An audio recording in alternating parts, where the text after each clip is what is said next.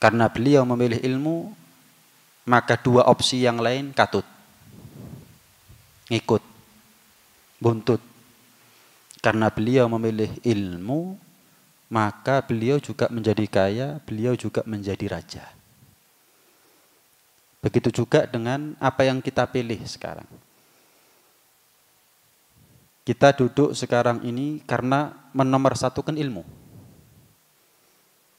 Kalau kita mau milih hal-hal yang berbau duniawi, bisa.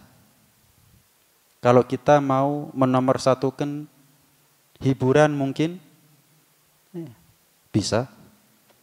Kalau kita mau menomorsatukan pekerjaan dan kesibukannya kita juga bisa. Kalau kita mau milih istirahat dan lain sebagainya, bisa. Tapi kita niat untuk meluangkan waktu sebentar dengan harapan mudah-mudahan kita menjadi kaya, kita menjadi raja. Artinya kayanya seperti kayanya Nabi Sulaiman, rajanya seperti Nabi Sulaiman. Kayanya kaya yang soleh, rajanya juga raja yang soleh. Menjadi raja di mana, Bib? Ya, raja dimanapun kita berada.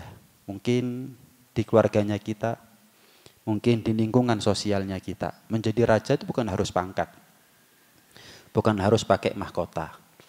Tapi menjadi raja itu adalah yang titahnya didengar, yang kelakuannya dicontoh, terhormat, mulia, terpandang dimanapun kita berada. Kadang yang pakai mahkota dihormati karena takut, tapi yang nggak pakai mahkota dihormati karena segan. Nah, kita mau pilih yang mana ini? Menjadi raja tapi dihormati karena orang-orang ini sekedar takut kepada kita, atau sekedar menjilat kita, atau memang dihormati karena segannya. Nabi Sulaiman itu memang jadi raja, betul-betul raja. Tapi rakyat beliau, umat dan kaumnya beliau takut kepada beliau bukan karena hormat kepada beliau, bukan karena takut. Tapi memang karena beliau panutan, contoh, teladan. Nah, hadirin sekalian yang dirahmati oleh Allah, melanjutkan pengajian kitab Takrirat, pembahasan fikih sebagaimana biasa, maka sampailah kita kepada sunnah-sunnah ketika kita mengusap sebagian kepala. Kalau kita mengusap sebagian kepala, yaitu hukumnya wajib. Itu termasuk rukun-rukunnya wudhu. Wudhu kok nggak ngusap sebagian kepala, ya nggak sah. Tapi ketahuilah, ketika kita mengusap sebagian kepala itu ada yang hukumnya sunnah, yang tidak sepatutnya juga buat kita tinggalkan. Tidak sepatutnya kita tinggalkan, kita lakukan. Tidak hanya mencukupkan dirinya dari apa yang wajib saja, tapi menjadi orang yang semangat untuk nambahi pahala dengan apa yang sunnah. Apa kesunahan ketika kita mengusap kepala? Pertama, mengusap seluruh bagian kepala. Kalau dalam mazhab Maliki, mengusap seluruh kepala itu wajib. Ada satu helai rambut saja yang tidak terbasahi oleh air. Ada satu bagian kecil saja dari kepala tempat tumbuhnya rambut kita yang tidak terbasuh dengan air. Kalau dalam mazhab Maliki nggak sah wudunya. Kalau kita kan yang dikatakan wajib, walaupun sebagian sudah basah, terusap, terbasuh dengan air kan cukup. Tapi sunnahnya diusap secara keseluruhan. Caranya gimana? Kedua jempol kita, ibu jari kita diletakkan ada di pelipis. Bagian kepala kanan kiri yang agak dekok ini loh. Ya, yang agak lunak sedikit. Nah, itu kalau dalam bahasa Arab namanya sudghun. Nggak tahu kalau dalam bahasa Indonesia. Kalau pelipis kan lebih ke sini, ya ini bawahnya sedikit. Nah, kedua ibu jari ditaruh ada di situ. Ini setelah tangan kita basahi ya. Setelah tangan kita basahi. Kemudian jari telunjuk dengan telunjuk yang lain ditempelkan. ada di atas kepala. Nah, begini. Jempolnya ada di pelipis, kemudian yang jari telunjuknya ditempelkan satu dengan yang lainnya ada di bagian atasnya kepala. Ada di atas bagian kepala. Kemudian digerakkan itu tangan dari depan ke belakang. Jika rambut itu bisa dibalik, kalau diarahkan ke depan juga bisa, maka disunahkan setelah sampai di bagian belakang juga tetap nempel posisinya dengan rambut, diarahkan ke depan. Jadi bolak-balik.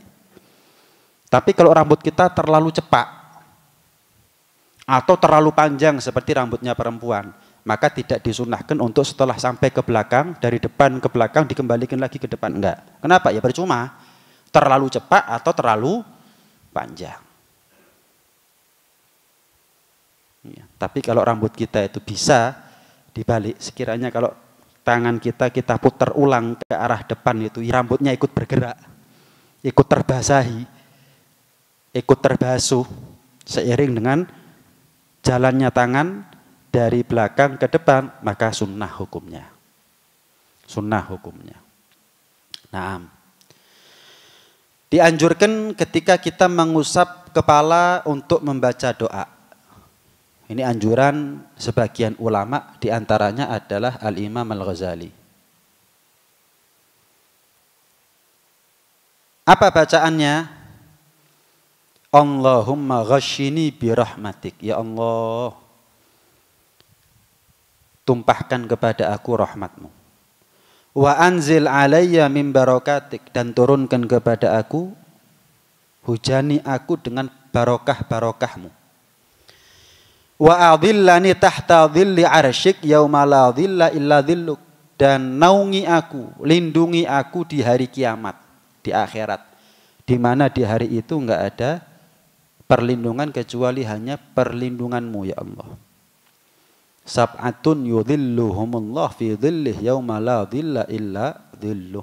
Ada 7 golongan yang nanti di hari kiamat mereka mendapatkan naungannya Allah. Sering saya sampaikan ini, tapi jarang saya sampaikan semuanya untuk menyingkat waktu biasanya. Yang pertama Pak, Al-Imamul Adil, pemimpin yang adil. Mulai dari pimpinan paling bawah sampai atas. Pimpinan ini, imam ini nggak harus pejabat yang tinggi, apapun kita, apapun jabatannya kita, jika kita berlaku adil kepada rakyatnya kita, masyarakatnya kita, maka mereka termasuk golongan 7 golongan yang mendapatkan naungannya Allah di hari kiamat. Yang kedua, syabun nasya'a fi ibadatillah, pemuda yang hidupnya tumbuh kembangnya dalam ibadah kepada Allah Subhanahu wa taala. Ya, entah itu menjadi aktivis dakwah, entah itu menjadi kru dari suatu majelis misalkan, atau menjadi marbot dari suatu masjid misalkan. Pokoknya kesibukannya kalau enggak sedang studi ya ibadah sudah enggak ada. Nongkrong di kafe itu enggak ada. Ya. Kemudian ke bioskop nggak ada sudah. Hidupnya kalau nggak studi atau mungkin kerja ya ibadah. Hebat ini. Ini jangankan kita, Allah saja kagum sama pemuda yang seperti ini. Innallaha la yu'jibu min syabin la sobwatalah. Sungguh Allah, kata Nabi, kagum, takjub dengan seorang pemuda yang enggak neka-neko, yang enggak tolah-toleh dengan hingar-bingarnya dunia ini. Oh, bingung biskup, enggak. Oh, bingung sepak bola misalkan, enggak. Oh, bingung konser, enggak bingung. Masjid. Ya, kalau di rumah bakti sama orang tua, kalau di masjid yang ngopeni masjid. Di hari-hari tertentu mungkin jadi krunya majelis khidmat ada di situ misalkan, dan lain sebagainya. Yang punya kemampuan untuk media misalkan ya, dia bikin quote, dia bikin video, Niat ya golek sangu. Kitanya mati tapi mungkin karyanya kita nggak bakal mati. Orangnya mati tapi pahalanya nggak mati. Apapun itu sudah. Oh, jangankan kita, Allah Tuhannya kagum sama pemuda seperti ini. Ya. Khairu syababikum man tasyabbaha bisyuyukhikum. Kata Nabi, sebaik-baiknya pemuda itu yang tingkah lakunya seperti orang tua. Orang tua kalau di masjid ya biasa. Ini anak muda keluar masuk masjid, wah hebat ini. Ya. Orang tua kemana-mana selendangan sejadah biasa, tasbihan diputer biasa, suayai bisa. Tapi ini anak muda, nggak nunggu Jumatan selendangan masjid, 5 waktu ke masjid, selendangan sajadah, muter tasbih, baca wiridnya, baca Qur'annya. Oh, ini orang hebat ini. Ini sebaik-baiknya anak muda yang kelakuannya seperti orang tua. Bawaannya akhirat selalu. Gitu. Golongan ketiga adalah warajulani tahabba fillah ijtama'a alaih wa tafarraqa alaih. 2 orang yang ketemu karena Allah. Pisahnya juga karena Allah. Kenapa? Dasar cintanya mereka adalah karena Allah. Ya seperti kita sekarang ketemunya karena Allah, pisahnya juga karena Allah.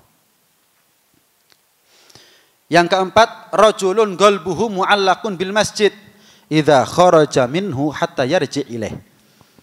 Seseorang yang hatinya terikat dengan masjid. Kalau sudah keluar tuh bingung balik. Kalau sudah balik lega. Alhamdulillah balik ke masjid. Persis kita kalau ini ya. Kalau sudah di luar nggak bingung balik kalau kita. Kalau sudah di dalam bingung keluar kadang-kadang. Maaf, ulama memberikan permisalan. Gambaran betahnya seorang mukmin di masjid itu seperti ikan dalam kolam. Betah. Mana ada ikan dalam air, dalam kolam nggak betah. Kalau sudah dia nggak sengaja lompat keluar dari kolam, menggelepar dia, bingung cari cara gimana caranya bisa balik. Namanya nggak punya tangan, nggak punya kaki, yang menggelepar dia loncat ke sana kemari, tujuannya bisa kembali ke dalam kolam. Ada orang kalau sudah di dalam masjid nyaman, enak. Kalau sudah keluar bingung dia nih. Isya keluar, ya mau nggak mau ya kan nggak mungkin kita 24 jam di masjid keluar.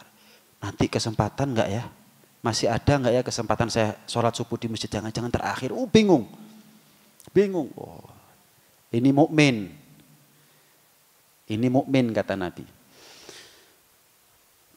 Adapun sebaliknya gambaran orang yang munafik dalam masjid itu seperti burung dalam sangkar. Mana ada burung dalam sangkar betah.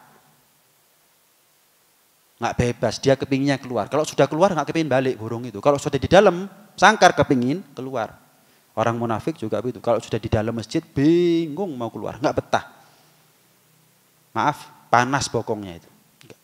Nggak iso. Betah itu nggak bisa. Tapi kalau nonton konser mungkin berjam-jam, berdiri lagi. Udan-udanan, panas kepanasan. Resikonya macam-macam, siap. Lihat bal-balan juga begitu. Lihat bioskop mungkin juga begitu. Kalau urusan dunia masih ngadeg, ayo. Tapi kalau urusan iktikaf di masjid, setengah jam, sak jam, beratnya setengah mati. Nilai umurnya kita dalam sehari mungkin yang paling mahal ya sekarang ini sudah. Kalau misal kita ini hadir pengajiannya cuma seminggu sekali misal. Mungkin dalam seminggu itu umur kita yang paling mahal dalam seminggu ini, bukan dalam sehari. Ya ketika kita hadir pengajian itu sudah. Berapa jam? 1 jam dari seminggu. Itu kalau seminggu sekali. Lah kalau 2 minggu sekali kita hadir pengajiannya, ya berarti dalam 2 minggu itu umur kita paling mahal ya. Ketika hadir pengajian itu sudah. Ya. Nah.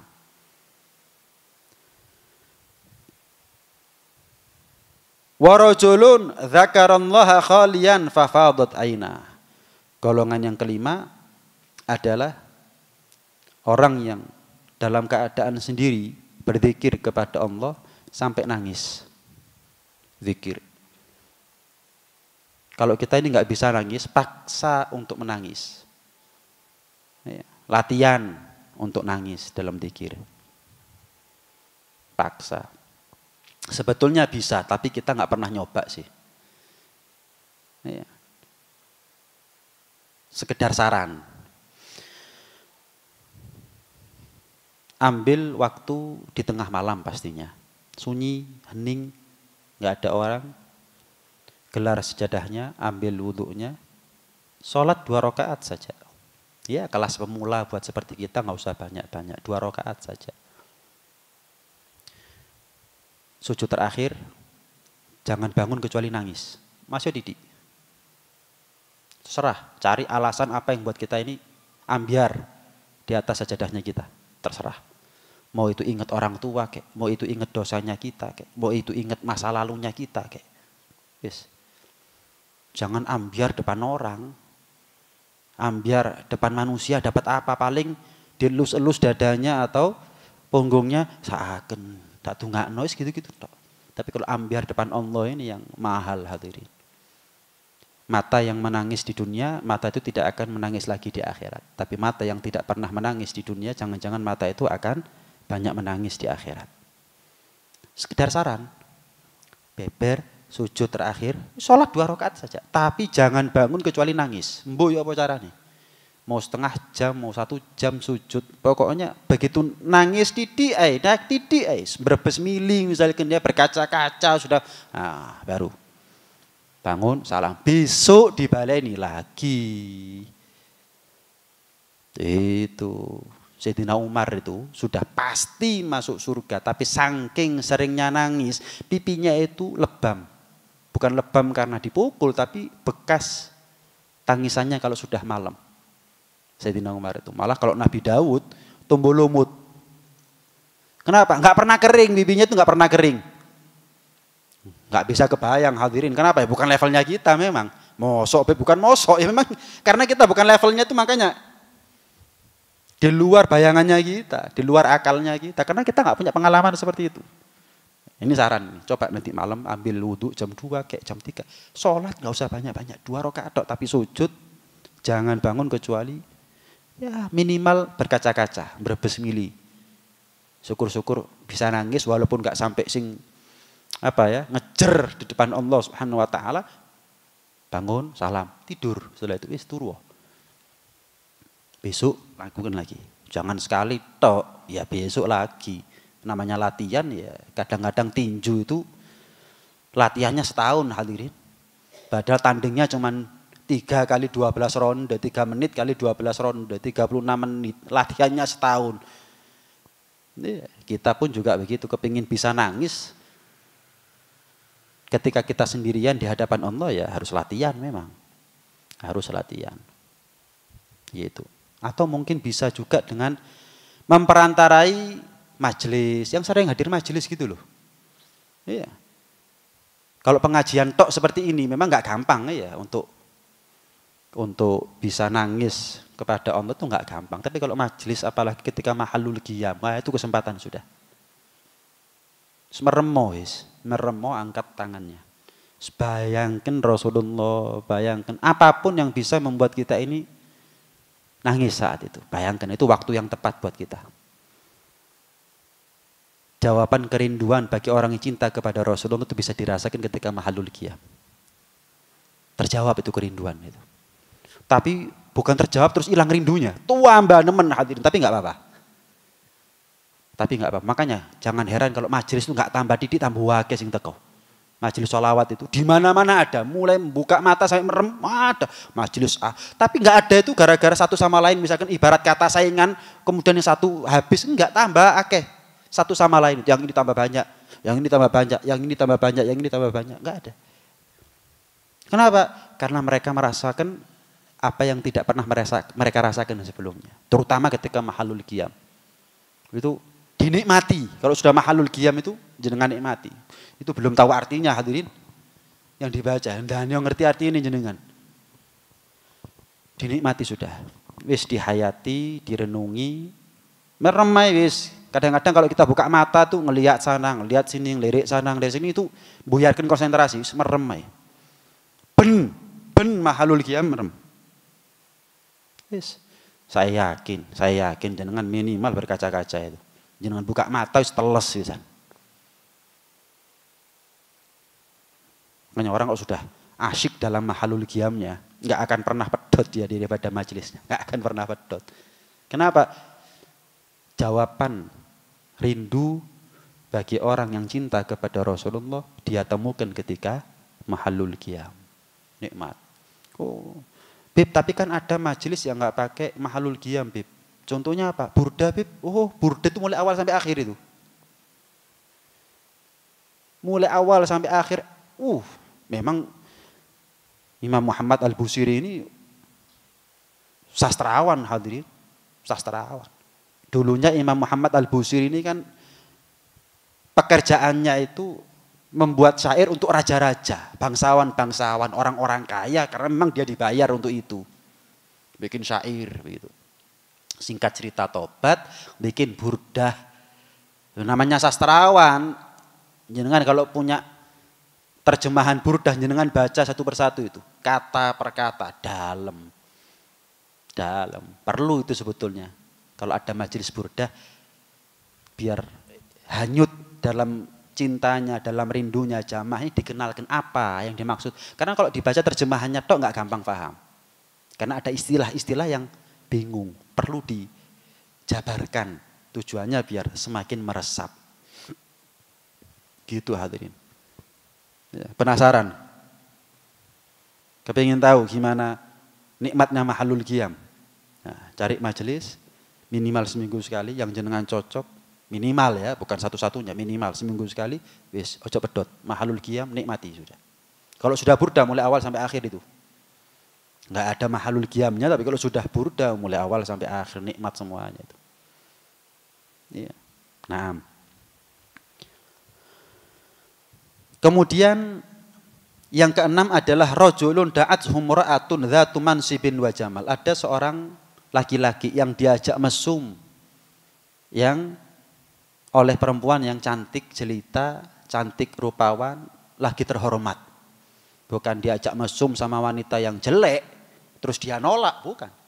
Diajak mesum sama wanita miskin, terus dia nolak, bukan. Sudah cantik, terhormat. Putri raja misalnya. Ibarat Nabi Yusuf ketika diajak mesum oleh Zulaikha. Zulaikha itu sudah kaya, permaisuri seorang raja. Sudah cantik, kaya, terhormat. Tapi dia menolak ajakan tersebut. Seraya dia mengatakan, inni akhafullah, aku takut kepada Allah. Di antara 7 golongan ini yang paling afdol kata ulama. Ini yang paling afdol. Kenapa? Karena meninggalkan kemaksiatan itu lebih afdol daripada ketaatan. Meninggalkan ajakan mesum dari perempuan yang kelas seperti ini, yang kaya, cantik, terhormat, terpandang di mata manusia seperti ini, nggak gampang. Karena nggak gampang, lebih besar pahalanya dibandingkan adilnya seorang imam. Lebih besar daripada pahalanya pemuda yang tumbuh kembangnya dalam ketaatan.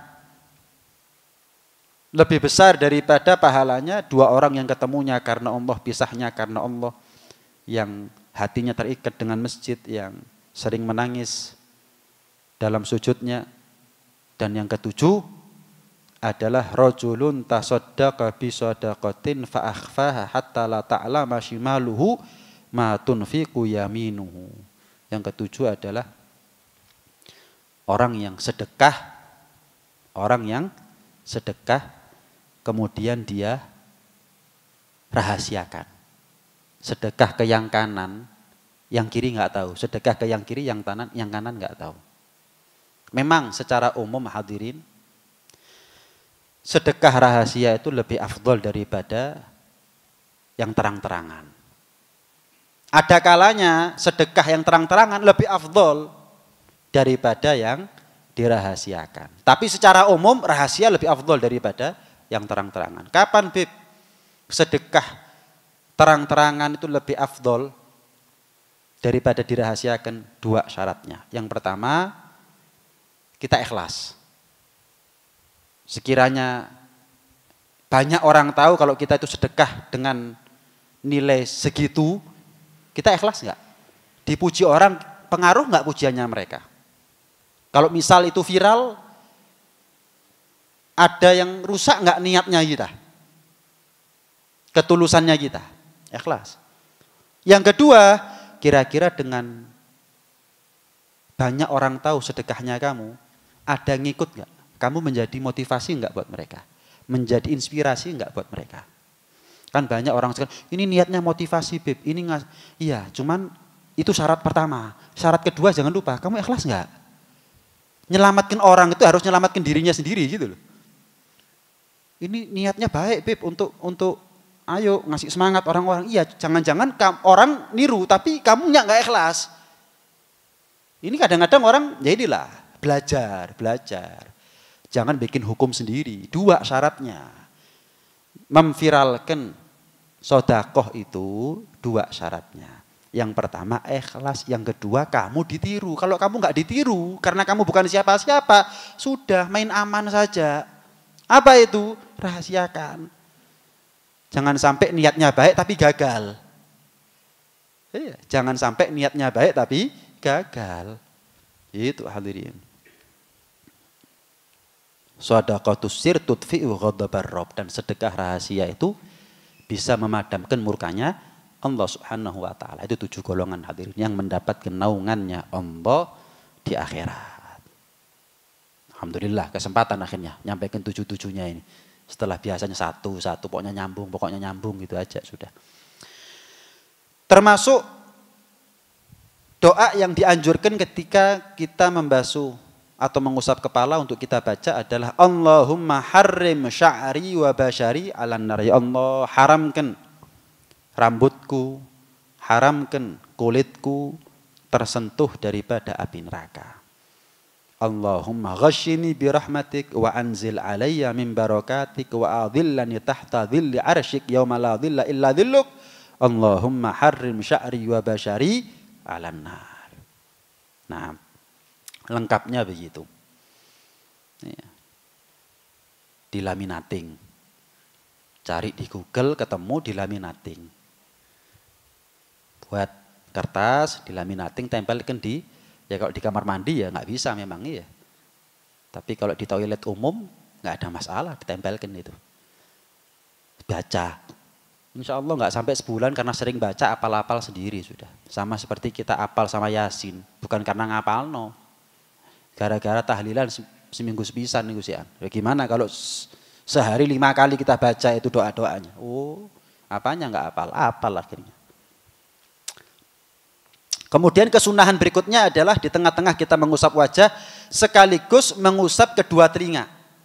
Sekaligus mengusap kedua telinga. Jadi ketika kita mengusap wajah, mengusap rambut ya.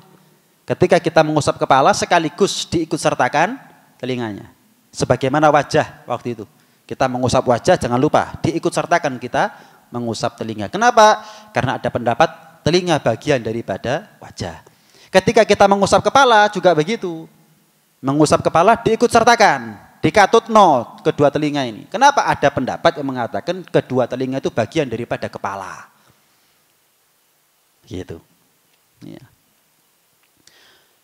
Kesunahan yang lain adalah berkelanjutan setelah mengusap atau membasuh kedua tangan langsung ya, mengusap kepala.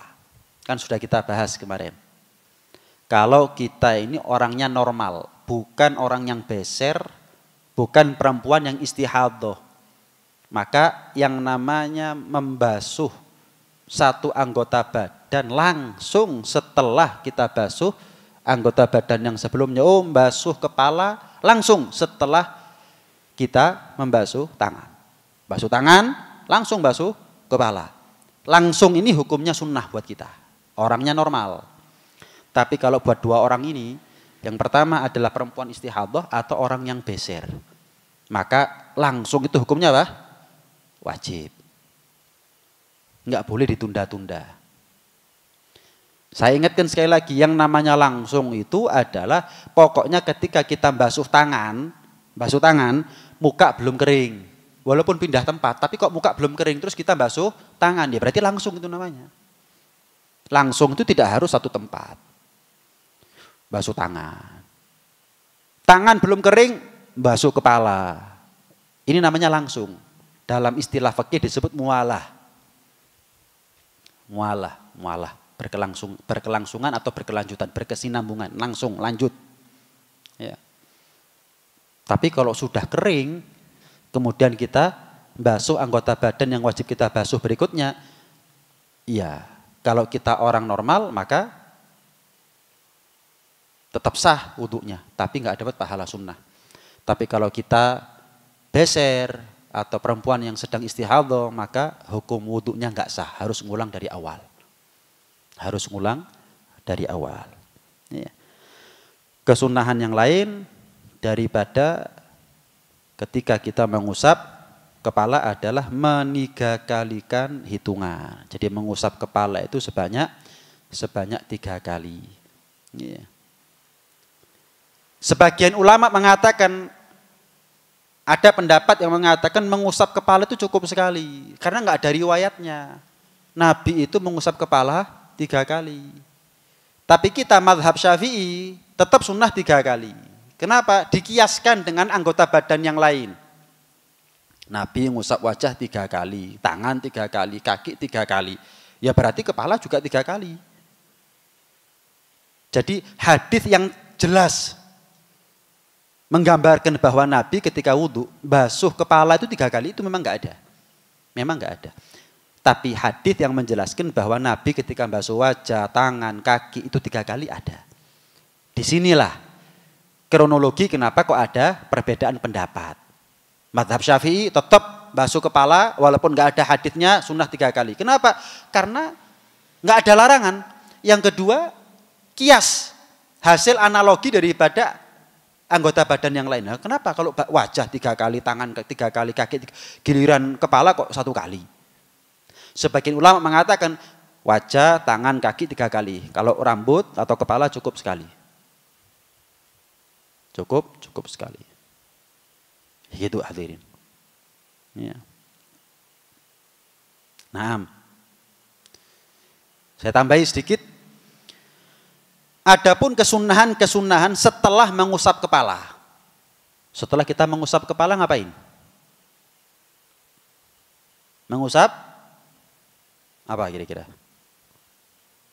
Apa ini? Bingung jenengan. Bukan bingung sebetulnya, ini antara ngantuk sama ndak ini. Mengusap apa? Setelah kepala, terus apa ini? Biasanya kita ngapain? Telinga. Jelas ya? Kadang orang kalau nggak belajar dianggap mengusap telinga itu wajib. Ya. Hukumnya sunnah, nggak wajib.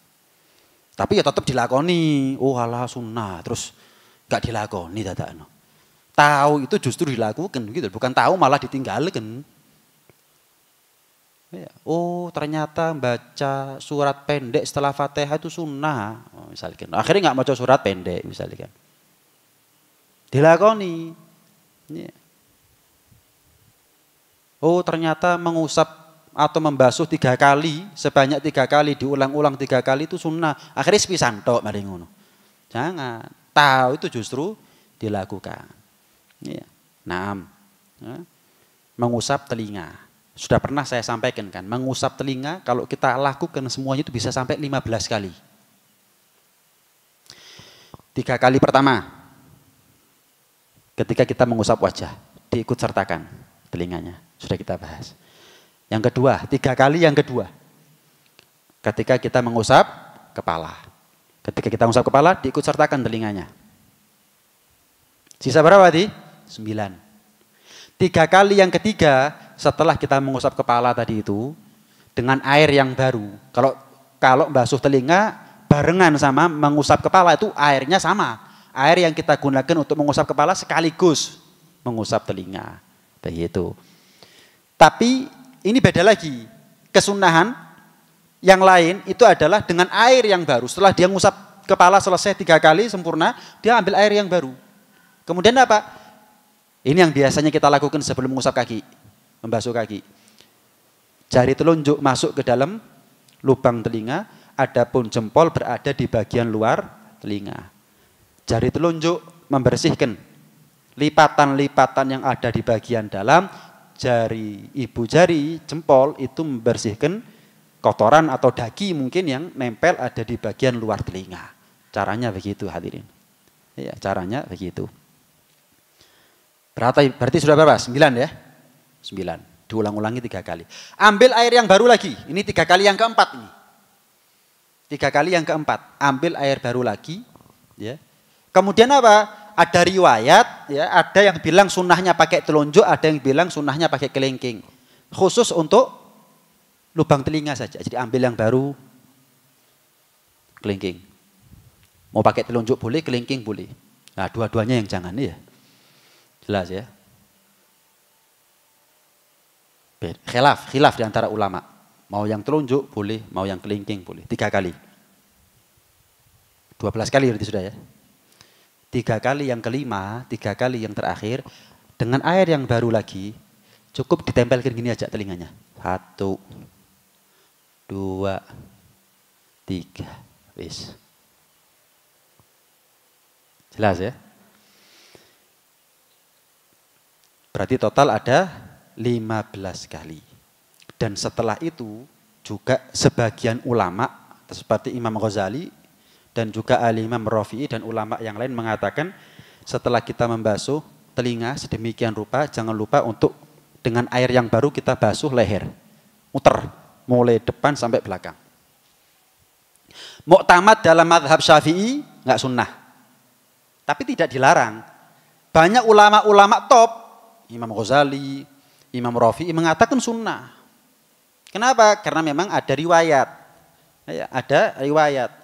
Dawuh Nabi SAW, man tawaddo'a wa masaha biyadaihi ala unuqih wuqiyal ghal yaumal qiyamah. Barang siapa yang wudu dan di dalam wudunya dia juga sekaligus mengusap lehernya. Muter, bukan hanya belakang tok atau depan tok, semuanya. Kapan Beb? Ya setelah mengusap telinga tadi itu. Ya. Barang siapa yang melakukan seperti itu, maka dia nanti di hari kiamat selamat daripada belenggu. Orang itu kalau sudah dibelenggu di akhirat, belum apa-apa sudah dibelenggu, berarti neraka itu namanya. Gak ada orang masuk surga dalam keadaan dibelenggu, itu gak ada hadirin. Orang masuk surga tapi kok dibelenggu, gak ada. Di hari pembangkitan kok dibelenggu, sudah. Apes itu namanya sudah, naas. Jatahnya dia bukan surga tapi neraka. Kalau dia masih diakui imannya oleh Allah, ya setelah neraka baru surga. Entah setelah sekian lama di dalam neraka. Nah, caranya adalah, ya usaha ikhtiarnya kita agar terhindar dari itu adalah mengusap leher dari, mengusap leher ketika kita wudhu, tepatnya setelah kita mengusap telinga hadirin. Makanya disunnahkan ketika kita mengusap leher untuk baca doa, Allahumma fukka raqabati minan nar. Ya Allah, lepas atau bebaskan leherku ini dari neraka. Wa a'udzubika minas salasil wal aghlal. Dan aku mohon perlindungan kepadamu ya Allah dari segala macam bentuk belenggu. Ada belenggu yang di leher, ada belenggu yang di tangan, ada belenggu yang di kaki, macam-macam. Pokoknya dari segala macam kehinaan belenggu nanti di hari kiamat, di akhirat, aku mohon perlindungan kepadamu ya Allah. Allahumma fukka raqabati minan nar wa a'udzubika minas salasil wal aghlal. Begitu hadirin. Wallahu a'lam. Mungkin ada yang mau ditanyakan, dipersilahkan. Nggih, monggo. Waalaikumsalam warahmatullahi wabarakatuh. Ya.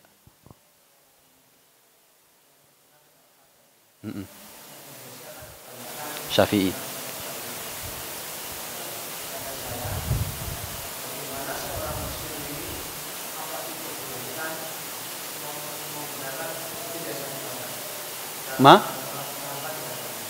Lebih dari satu mazhab. Iya. boleh nggak Beb seorang muslim itu beribadah dengan berbagai macam madhab? Misal Senin pakai Hanafi, misal nih ya, Selasa pakai Maliki, Rebo pakai Syafi'i, Kemis pakai Hambali. Boleh nggak Beb? Boleh. Syaratnya satu, Syafi'inya faham, Hanafinya faham, Malikinya faham, Hambalinya faham. Realitanya Syafi'i tok kita ini nggak paham kok. Kok moro-moro wudhunya pakai Hanafi, sholatnya pakai Syafi'i, nanti jelas ya. Wudhu sama sholat contoh. Perkara yang batalkan wudhu, cara wudhunya, cara sholatnya. Itu satu paket. Jadi kalau jenengan misal kepingin sholat pakai mazhab Hanafi, enak pakai mazhab Hanafi, Bib. Loh kenapa? Nggak wajib tumakninah, Bib. Memang iya. Ini jawaban bagi orang yang ngeyel. Kalau terawih nggak pakai tumakninah. 20 rakaat 7 menit itu loh. Iya. Pakai mazhab Hanafi kami ini. Saya mau tanya, kamu wudhunya pakai apa? Satu paket itu. Lah masa wudhunya pakai Syafi'i, sholatnya pakai Hanafi. Lah ngawur ini hadirin. Ini loh. Ini loh.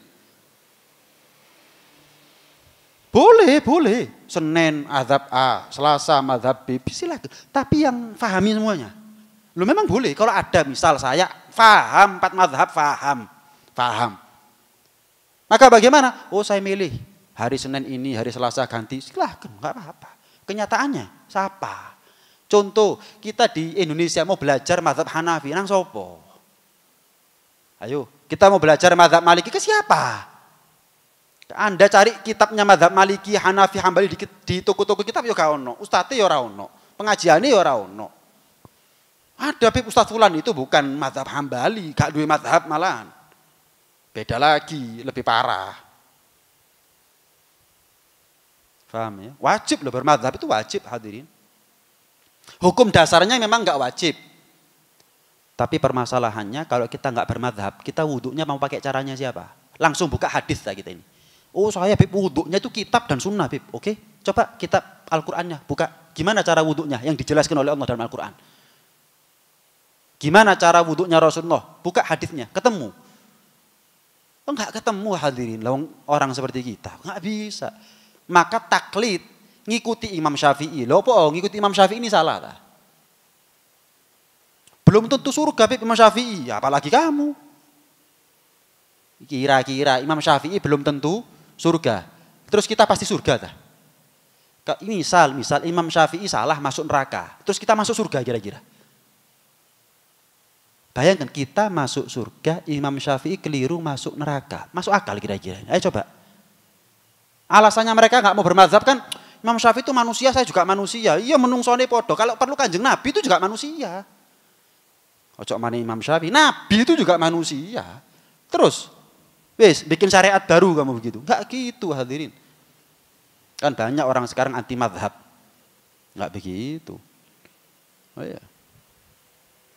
Ada orang anti mazhab. Saya tanya, kamu cara wudhunya gimana? Itu Beb Ustadz Fulan. Lah itu namanya ngikuti. Apa bedanya? Kamu ngikuti Ustadz Fulan, saya ngikuti Imam Syafi'i.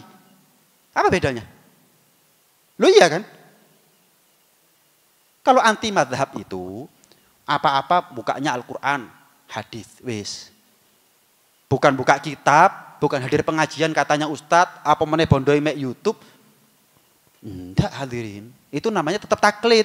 Lah kalau kamu taklid kepada Ustadz Fulan, aku taklidnya sama Imam Syafi'i. Imam Syafi'i itu belum tentu benar. Ya sama ustadznya kamu juga belum tentu benar. Cuman saya mau tanya, kalau kita pakai akal-akalan, logika, yang lebih potensi benar, ustadznya kamu apa Imam Syafi'i? Yang lebih resiko salah Imam Syafi'i apa ustadznya kamu? Oh Imam Syafi'i masuk neraka, ustadznya kamu masuk surga begitu. Hebat. Ini perlu dijawab ini. Ada yang perlu ditolerir, tapi ada yang tidak perlu ditolerir. Kudu tegas-tegasan. Gak enak Bib, kono enak katanya ngomong gak enak. Sana enak. Kita harus enak jawab. Yang penting ilmiah. Selesai. Yang penting ilmiah, begitu hadirin. Saya ini nggak punya madhab, Bib. Saya mau tanya, tafsirkan wadduha. Ya apa caranya? Buka, ya apa caranya? Ya saya buka kitab tafsir, lah itu namanya ngikuti. Apa bedanya? Apa bedanya? Oh, lek ngikuti Imam Syafi'i gak oleh, lek ngikuti Imam iki gak apa-apa. Ya apa cerita? Itu tolak ukurnya kok standar ganda ini dari mana? Nggak ada hadirin. Nah, jelas ya. Jadi ya sudah. Standarnya kita ini ya bermadhab karena kita ini masih awam dalam madhabnya kita sendiri yaitu Imam Syafi'i, ya jangan pindah-pindah sudah. Jangan pindah-pindah. Itu gambarannya hadirin. Kalau kita ini masih awam kok, Imam Syafi'i aja ilmunya masih seberapa sih kita di dalam madhab Syafi'i ilmunya. Jadi itu. Saya pernah diminta untuk ngisi pengajian 4 madhab hadirin. Saya ngomong sama takmirnya, gini aja Pak, carikan ustadznya, aku tak teko. Kalau ada loh ya, imam 4 madhab misalkan, ustadz bisa ngajar 4 madhab. Loh saya tak praikno pengajianku, aku tak teko. Ya apa sih? Ngajar 4 madhab ini gak gampang hadirin. Iya. Umurnya kita ini baru belajar, baru umur berapa tahun. Madhab Syafi'i gak entek hari ini. Terus 4 madhab. Kalau ada ketemu jenengan, aku tak teko lek perlu. Sampai sekarang gak ada. Memang gak gampang. Siapa di Indonesia ini paham 4 madhab? Ini siapa? Ya fikihnya, tata cara ibadahnya. Ya cara nikahnya, tata cara munakahatnya, muamalahnya, jual belinya, sewa menyewanya, pinjam. Ada kan ada hukumnya semuanya. Itu khilafnya Syafi'i itu khilafnya macam-macam hadirin. Rafi'i, Nawawi, Romli, Ibn Hajar, Imam A, Imam B, Imam C, Syafi'i itu. Berat, gak ada. Tak kasih contoh. Abuya Maliki, kalau jenengan tahu, Abuya Malik itu ya faham Maliki, ya faham Syafi'i. Mazhabnya beliau pribadi Maliki, tapi murid-muridnya Syafi'i semuanya itu. Diajari dengan mazhab Syafi'i. Tetap beliau Maliki, enggak pindah-pindah. Oh sebentar Syafi'i, sebentar Maliki, sebentar Syafi'i, enggak, tetap Maliki beliau. Oh kita itu faham 2 mazhab, belum 4 mazhab. Faham 2 mazhab saja, beliau tetap Maliki, cuman ngajarnya Syafi'i. Banyak ya, di luar ustadz yang mazhabnya dia Maliki, cuman ngajar santri Syafi'i, banyak seperti itu. Atau sebaliknya, banyak. Cuman kalau 4 mazhab, nggak ada. Hampir nggak ada, nggak pernah tahu saya. Kemudian, ya, Abuya Maliki itu paham 2 mazhab, nggak pernah. Tahu-tahu pakai Syafi'i, nggak pernah. Tetap dengan Malikinya. Konsisten, konsekuen. Bukan karena fanatik. Fanatik itu kalau menyalahkan yang lain. Tapi kalau Maliki ya Maliki sudah. Gak usah lompat-lompat, itu namanya konsisten. Itu namanya istiqomah, gak apa-apa itu. Yang penting tidak menyalahkan. Kalau menyalahkan itu baru namanya ta'assub. Ta'assub itu adalah fanatisme. Itu hadirin. Ini ya. Cukup? Mudah-mudahan jadi ilmu yang manfaat. Ilmu yang barokah, zahir batin, dunia sampai ada di akhirat. Rabbana anfa'na bima 'allamtana, Rabbi 'allimna alladhi yanfa'una, Rabbi faqihna wa faqih ahlana wa gharabatin lana fi din